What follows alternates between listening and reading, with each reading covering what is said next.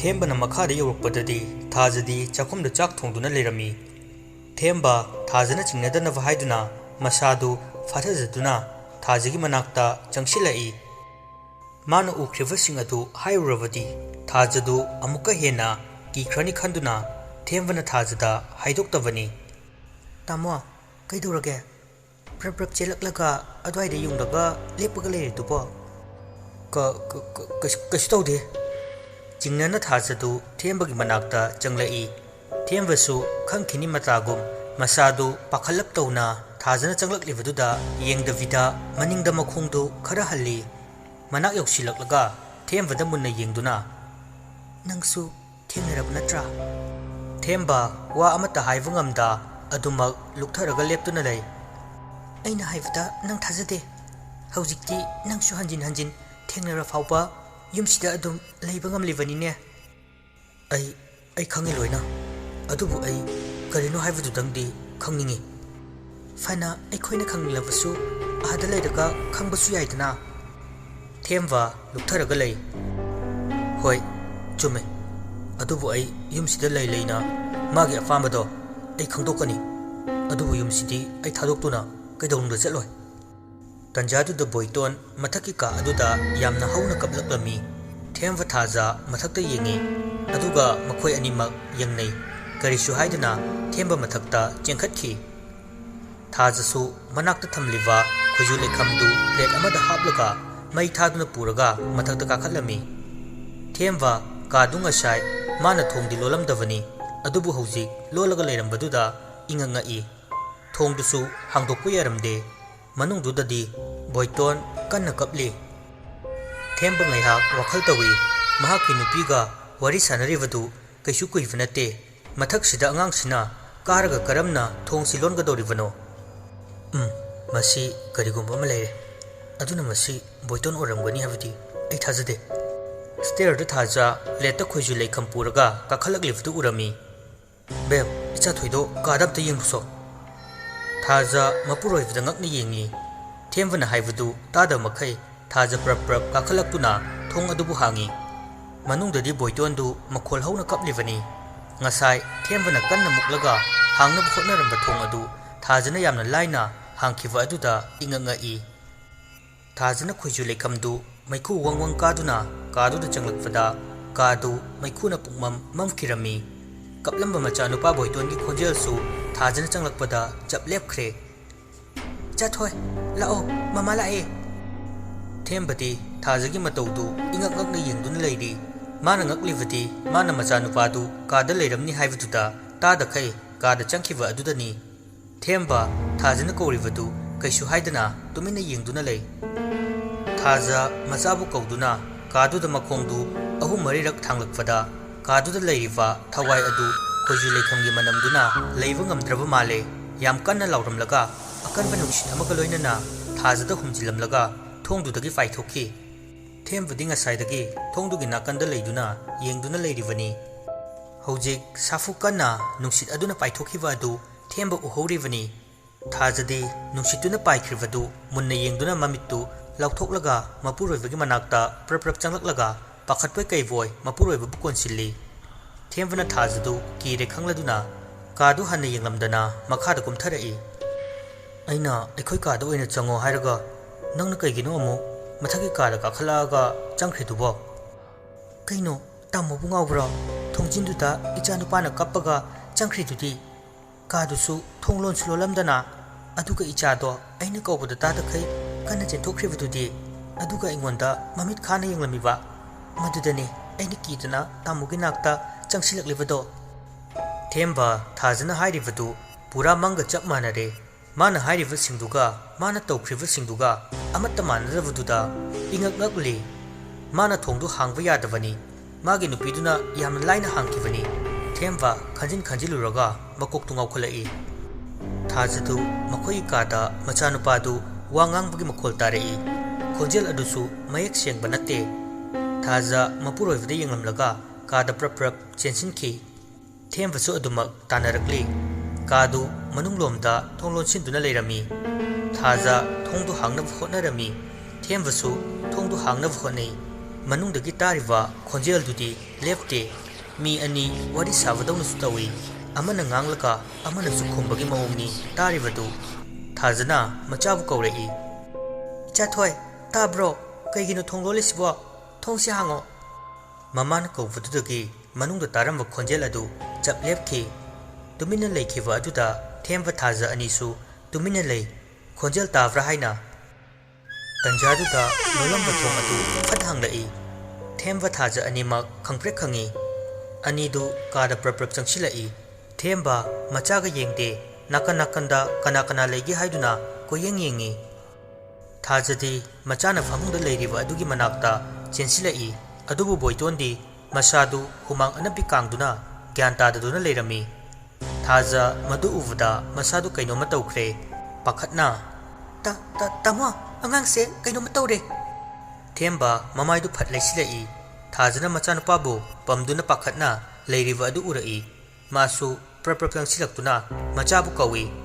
खुमलक्तबुदगी इसिंग खरा लौदुना थाबिरमी बोइतोंदु ngaiहक लेरगा ममित्तु तपना पांगथोरई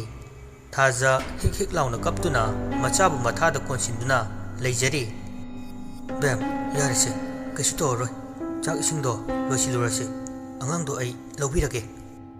थाजा अंगांगदु पमदुना पुथोरकलगा चाखुमदा चंगलाई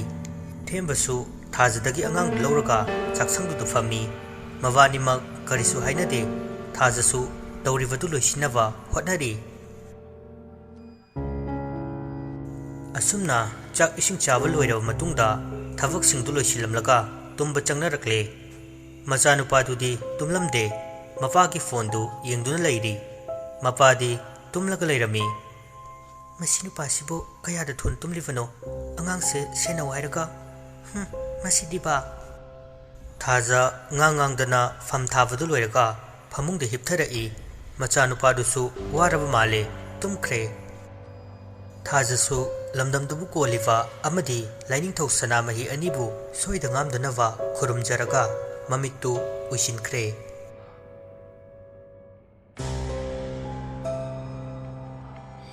युम इंकोल अदु इचिकचिई कनागी मिचिक मिराव खोल करिसु ताखिद्रे तारिवा हाइबुबु अहिंगदा खोंगलिवा कौजेंग हारोगी खोंजलदु खक मंगाइरे थेंबा थाजा अमदी बोइतोन यामना नुंगाइने तुमली कनानासु येलक्तवगुम असुमना कयाम कुइना नुंगाइने तुंबा फंगदौरिवा पुंग अमा हेलकले थाजा ममित्तु फटपांगलई ममित्तु कोयोट ओटले नाकन येलोमदा येंगी अदुगा फुखौगलगा फमुंगदगी कुमथरई मखोई कागी थोंगदु मथन्नता हंगलई थाजसु सुम थोलकलगा मथकी का अदु तमना काखलई थाजा मथकी कादु यौरदुना ngasai tahoriwa life adivi adubu khunduna puthorei thajana tawribadu masa gyan tavanate mamit mana chap junglaga chumdring leptuna tawribani life adivi adu pairaga sumlai mapalgi thongjaw adusu mathanata hangdurei thaja adum thorei aduga sumang watonda horiwa hainau pambi adugi makhong tamna lai hainau pambi adusu manak yauruklaga life adivi adu hainau makhong aduda thamlami thaja madu thamlamlaga mamai sat leithorklaga imungda changkhre ngasai hanglamba thong adusu mathanda amulon sinkhre mapanda life adivi adugi akoiwadana akiba maongda khangna noktuna thajada yengduna lehori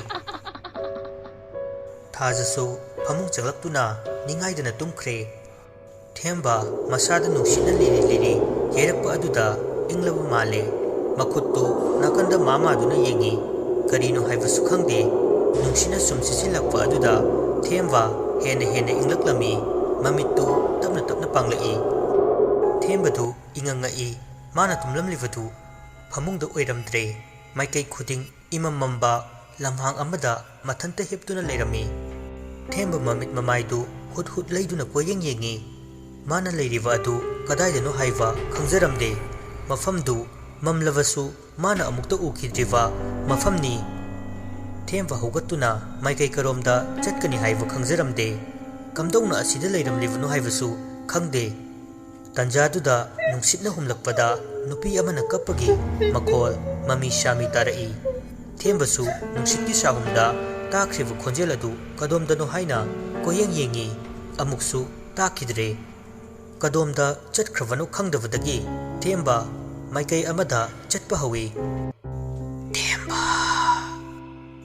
थेंबदु चलंबदगी चप लेपी मनिंगलोमदगी नुपी अमगी खोंजेलदा मागी ममिंग कौरखिबा अदु मयेक सेंगना ताई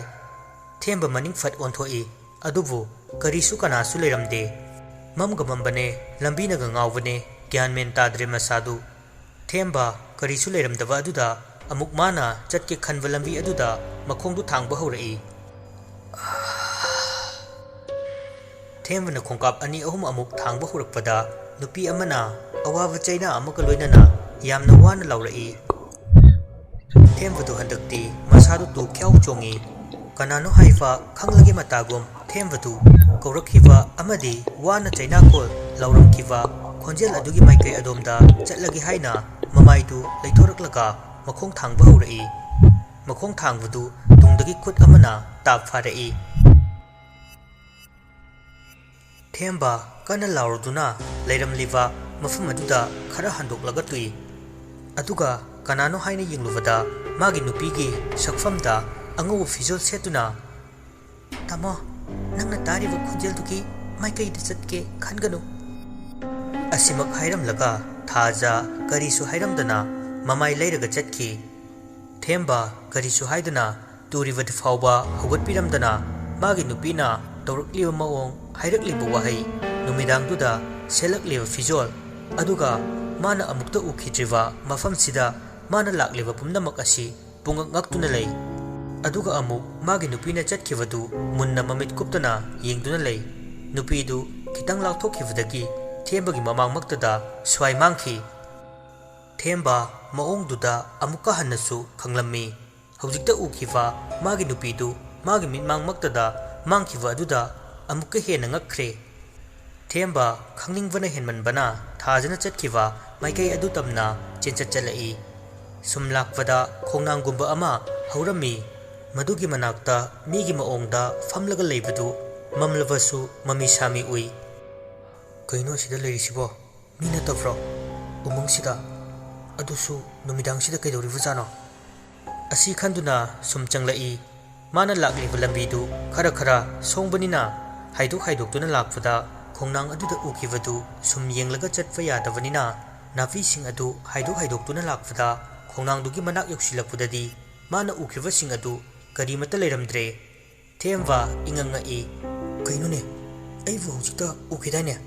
कतोंना चटखजानो अइना लाकपुगी मखोल ताबदा चटखचालने थेंबदु खोंनांग अदुगी नाकन नाकनदा कोयेंग येंगी अदु येंगलिंगैगी तंजादुमक्तदा सोर चाउना चाउना होनबगी मखोल तारई थेंबा कोयेंग येंगलमबदगी चप लेपी मागी वखलददी ngasai ukiwa mising adu oirangani khanduna kaisu khandana fat leithorei adubu mana hek leithokloba matamdadi magi hek mamai mafada fivam kairabi nupi amagi sakfamda kiningai oibu maongda nokmi tawraga sor chauna khonduna leiramba aduda themba khanglaw lawrumlaga maikai khangdana chenki akibagi masak oirabi nupi adusu hanba leitana matung inarei थेंबा मनिंगदे येंगदुना सुमचेलकपदा उमंग अदुदा लेइबा लेंगबु खुदिंगी पुथाबा मफमदुदा हेक मखोंगदु कांसिलुरे पाखतपै कैवोय चेलकपनिना मखोंगदु अहुम मरीरक थांगबु फावबा यारमदे assume पुथखिबदगी मखोंगदु सटपा यादबदगी लेपख्रे थेंबा हौजिक माना पुथाबा मफमदुदा उपायदि लेता kappa हौरई खरा लापतकनासु सत्र थीरवी नुपी अदुसु तानरफदगी उमंगदु सिंबु थुंगना kappa लाउबगी अकीवा खोजल कयाना पुकनी निनख्रे थेंबसु मसादु कन्ना फुकन्नबु खोनै लेंबु खुदिंगी सुमपुथादुना मा लेंदना लेरी माना लेरीबा अदु मताई गरी खर लापनरे उपाय कया थी अदुबु पुथाबा हेलकपना उपाय लेत्रे तारंबा अकीवा खोंजेल सिंग अदु मनाक्तमना नक्सिलकले मागी हेक मनिंगदा नुपी अदु नोकमी तौदुना तपना पाइसिलई थेंबा ममित्तु चेजेट उसिली नुपी अदु अमुक्सु सुछुत कबलई अदुगा याम वारौना नुंगाइतना नुंसीबा नुपी अमगी खोंजेलदा ऐसु नखोइगुंबा ताइबंग मिरक्ता लेनिंगे Nakoina taibang mirakta leibugum aisu leininge. Taibang miraktasu leifa ngamda lairamlendasu chatkesu chatngamda ai yam wana khanglibane. Nakoi kana amatana aigi wakhatse tabide. Aibu hena dum singnabi. Aibu manung matam chadana makoina sarak tambiraga tamchina hatokpiraga phumbikhibane. Aibu lairibakta thabiro ikne chikna leijerage. Amuk nupidu makhol hauna sauna nate aigi thabak wali makoi anibu aina lanbigadavani makoi ani hatri fawba ai lairibakta chatloi. Themba tumine lei hairivasing adu ma loina tarivani wadi ngangningvani adubu haivdi ngamde thawai adusu makha tarai kap tuna aduga nakoina aigi yumda leirivadusu leibi yaroi hayikmak yumsi thadokadavani karigumba chatravadi nakoi pumnamupusu aina na thawai laukani. Themvadu kina nak kari pame ekhoida yelifasi karigino ekhoida amuhana yelano chatkro thawai na taibung mirakta leivu kaidobung suyaroi leirasu nangbu ngamba soidana mi lakani. Wahai adu tavda thawai adu sakfam kairaba masaktu themvada sauna fat yenglai. Themvasu thawai adu da yengduna wa ngangluvana sauna akivagi fibamduda yenglakpadagi masadu khangprek khangduna haifet lengluvada amuka hena puthakre. Themva hojik mathawak yauna putharami nupidu themvada sauna yenglaga aina pamba potsak nang hojik piba ngamgadra ha ngamloi kaidonungdusu ngamloi aduna nangna aigi mayokta leiravadi nangsu. Asi hairaga themvada usa amana makokta koplauna thumlami. Ima themvadu phuk hogolai masadu humangna pugluk luplami. Hojik mana ukrivasing adu mangni haiva ma gyan tarai. Ukriva mayamsing adu mang oiramva aduda masadu ne tajai adubu ukriva haikriva pumnamaktu taivangda thokpugum mayek sengna uri tari. Themba mana hanadagi yumsibu chingnava mana mangda ukrivasing adu soidana mari leinaramgani aduna ma waravasuwana nonganba ngairagi khanna tumnaba hotnai adubu tumba yaramde. Mamangda ukrivasing adu mamita sum uduna leire wakhal kayamuk khali sum khanjilingaida moina tumliva faklang adugi nakanda nupi amagi khonjelda murum sonwa tarai. Themba taravasu tumina lei ma hojikti loina gyan tare aduna ma nonganba ngairagi khale. Taramba khonjel adusu sum lapthokiduna isai ngangbagi maongda mami shami oina tapna lapthokre. Khonjel adu asum lapthokhibadagi adumak takhidre. Themvasu tapna uithakre.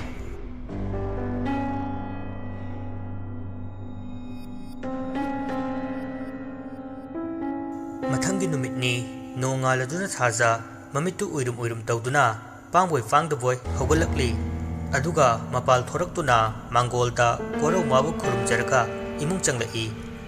Kada changlaktuna phamung adu mapuroivaga machaga tumlivanina kavak loisilami.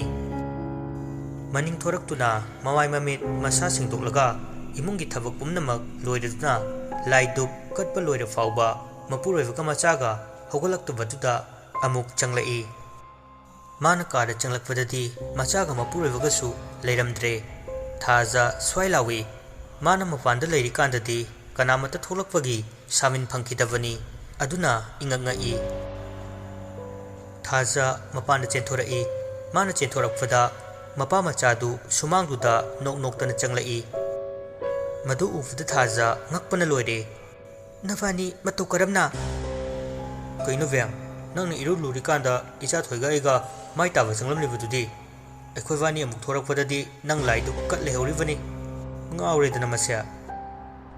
Thaja thembana hairivasing adu karimata ningsingwa ngamde hairiva mayamdu mana amata su khanglamde maduna hena chamamna hali. Thajana karisu khumlaktaba aduda themvasu thajata karigumba kharadi tawramlagani khanduna wa makha tarai. Chakto thongnab tawro ai ngasidi school chatoini halakpada maiba haibdo adu puraklage kasu khanganu se. Thaja karisu khumdana imungda changkhre. Themva ngarang mana mamangda ukrivasing adu ꯊꯥꯖꯗ ꯇꯝꯂꯝꯗꯦ ꯇꯝꯂꯨꯔꯕꯗꯤ ꯑꯃꯨꯛ ꯍꯦꯟꯅ ꯀꯤꯈꯤꯅꯤ ꯈꯜꯂꯗꯨꯅ ꯃꯥꯅ school ꯆꯠꯈꯤꯕꯗ ꯃꯃꯥ ꯃꯆꯥ ꯂꯩꯍꯧꯒꯗꯕ ꯑꯣꯏꯕꯅ ꯇꯝꯂꯝꯗꯦ ꯑꯁꯨꯝꯅ ꯆꯥꯛ ꯏꯁꯤꯡ ꯂꯣꯏꯁꯤꯜꯂꯒ ꯆꯥꯔꯕ ꯃꯇꯨꯡꯗ ꯊꯦꯝꯕ ꯁ꯭ꯀꯨꯜ ꯆꯠꯅꯕ ꯊꯣꯔꯛꯏ ꯊꯥꯖꯁꯨ ꯃꯄꯨꯔꯣꯏꯕꯅ ꯆꯠꯄꯒꯤ ꯊꯣꯛꯂꯛꯄꯗꯨꯗ ꯇꯨꯡ ꯏꯟꯅꯔꯛꯏ ꯕꯦꯝ ꯐꯖꯅ ꯂꯩꯔꯝꯃꯨꯀꯣ ꯑꯩ ꯉꯁꯤꯗꯤ ꯉꯟꯅ ꯂꯥꯛꯇꯣꯏꯅꯤ ꯑꯉꯥꯡꯁꯦ ꯁꯦꯟꯅꯧꯀꯣ ꯐꯖꯅ ꯊꯥꯖ ꯍꯣꯏ ꯍꯥꯏꯕꯒꯨꯝ ꯃꯉꯛꯇꯨ ꯅꯣꯝꯃꯤ ꯋꯥꯗꯤ ꯉꯥꯡꯗꯦ ꯑꯁꯨꯝꯅ ꯊꯦꯝꯕꯁꯨ ꯒꯥꯔꯤꯗꯨ ꯊꯧꯗꯣꯛꯇꯨꯅ ꯆꯠꯈ꯭ꯔꯦ ꯊꯥꯖꯁꯨ ꯏꯃꯨꯡꯗꯨꯗ ꯀꯤꯔꯁꯨ ꯀꯤꯅ ꯆꯪꯂꯛꯂꯒ ꯃꯆꯥꯗꯨꯒ ꯂꯣꯏꯅꯅ ꯀꯥꯗꯨꯗ ꯊꯣꯡ ꯂꯣꯟꯁꯤꯜꯂꯤ ꯑꯗꯨꯒ ꯐꯣꯟꯗꯨ ꯃꯦꯠꯇꯨꯅ ꯀꯩꯀꯩꯅꯣ ꯌꯦꯡꯂꯤ ꯃꯆꯥꯗꯨꯅ ꯐꯃꯨꯡꯗ ꯑꯁꯨꯝ ꯁꯥꯟꯅꯔꯤ ꯐꯣꯟ ꯑꯗꯨ ꯑꯁꯨꯝ ꯃꯦꯠꯂꯒ ꯂꯩꯔꯤꯉꯩ ꯀꯥꯟꯗꯨꯗ ꯐꯣꯟꯗꯨꯒꯤ ꯃꯅꯨꯡꯗꯒꯤ ꯊꯥꯖ ꯈꯪꯐ꯭ꯔꯦꯛ ꯈꯪꯗꯨꯅ ꯐꯣꯟꯗꯨ ꯂꯥꯛꯇꯨꯅ ꯂꯪꯊꯣꯔꯛꯏ ꯅꯥꯛ ꯌꯦꯠ ꯀꯣꯌꯦꯡ ꯌꯦꯡꯉꯤ ꯀꯔꯤꯁꯨ ꯂꯩꯕ ꯎꯗꯦ ꯊꯥꯖ ꯃꯅꯥꯛꯇ ꯁꯥꯟꯅꯗꯨꯅ ꯂꯩꯔꯤꯕ ꯑꯉꯥꯡ ꯑꯗꯨ ꯇꯥꯞ ꯄꯥꯏꯔꯒ ꯃꯅꯥꯛꯇ ꯆꯤꯡꯁꯤꯜꯂꯤ ꯑꯗꯨꯒ ꯃꯁꯥꯗꯨ ꯀꯤꯅ ꯀꯤꯅ ꯑꯉꯥꯡ ꯑꯗꯨꯕꯨ ꯀꯣꯟꯁꯤꯟꯖꯩ ꯐꯣꯟ ꯑꯗꯨ ꯑꯃꯨꯛ ꯂꯥꯝꯗꯨꯅ ꯃꯄꯨꯔꯣꯏꯕꯗ ꯀꯣꯜ ꯇꯧꯁꯤꯜꯂꯤ ꯊꯦꯝꯕꯁꯨ ꯀ꯭ꯂꯥꯁ ꯇꯧꯔꯤꯕꯔꯥ ꯈꯪꯗꯦ ꯀꯣꯜ ꯑꯗꯨ ꯄꯥꯏꯔꯛꯇꯦ ꯃꯤꯀꯨꯞꯁꯤꯃꯛꯇꯗ ꯊꯥꯖꯒꯤ ꯀꯥ ꯑꯗꯨ ꯅꯨꯄꯤꯒꯤ ꯑꯀꯤꯕ ꯈꯣꯟꯖꯦꯜꯗ ꯀꯞꯄ ꯅꯣꯛꯄ ꯄꯨꯟꯁꯤꯟꯅꯗꯨꯅ ꯅꯤꯜꯂꯝꯃꯤ ꯊꯥꯖꯗꯤ ꯀꯤꯕꯅ ꯂꯣꯏꯔꯦ ꯑꯗꯨꯕꯨ ꯃꯃꯤꯠꯇꯨ ꯀꯟꯅ ꯎꯏꯁꯤꯜꯂꯒ ꯃꯅꯥꯗꯨ ꯃꯈꯨꯠꯅ ꯃꯦꯟꯁꯤꯟꯖꯗꯨꯅ ꯏꯁꯣꯔꯕꯨ ꯈꯨꯔꯨꯝꯖꯔꯤ ꯊꯥꯖ ꯃꯃꯤꯠ ꯎꯏꯁꯤꯟꯗꯨꯅ ꯃꯆꯤꯟꯗ ꯃꯨꯔꯨꯝ ꯃꯨꯔꯨꯝ ꯁꯣꯟꯗꯨꯅ ꯂꯩ